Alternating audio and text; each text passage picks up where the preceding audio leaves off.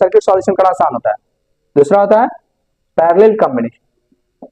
अब देखो parallel combination में भी 2-3 पॉइंट्स है, उसको तुम्हें पता होना चाहिए। ठीक, तो पैरेलल कॉम्बिनेशन में पहला पॉइंट हम बोलेंगे कि potential drop across each of the device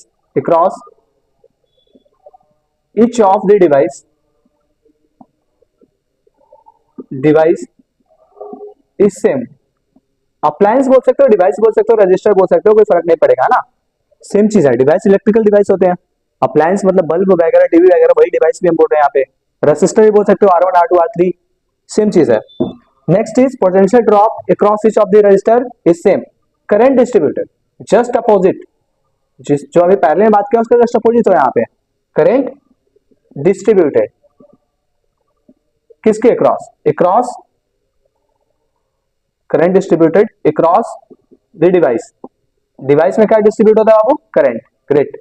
और लास्ट इक्विवेलेंट रेसिस्टेंस कैसे निकालते हैं?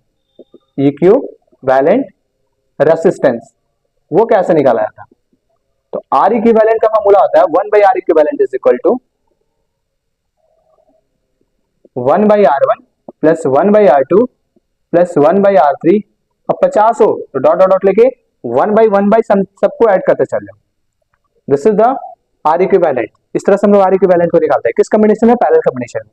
तो first point is potential drop across each of the register या each of the device is same. कहने का मतलब ये है कि 20 वोल्ट से तुम सप्लाई कर रहे हो 3 डिवाइस को, डिवाइस 1, डिवाइस 2 और device 3।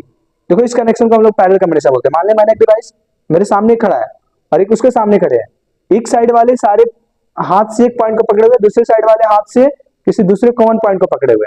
This combination is called as parallel combination. तो मान ले 3 डिवाइस मैंने लिखा 1, 2 और 3, तीनों डिवाइस को एक 20 वोल्ट के बैटरी से कनेक्ट किया। तो कनेक्शन में क्या होगा कि जो 1 के क्रॉस पोटेंशियल होगा वही 2 के क्रॉस होगा, वही 3 के क्रॉस होगा। This is the first point कि potential drop across each of the device is same.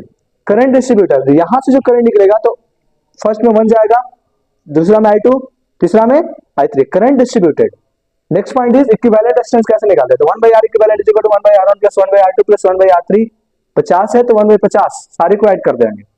This is the way to find the terms, जो कि बहुत इंपॉर्टेंट है सर्किट सॉल्यूशन।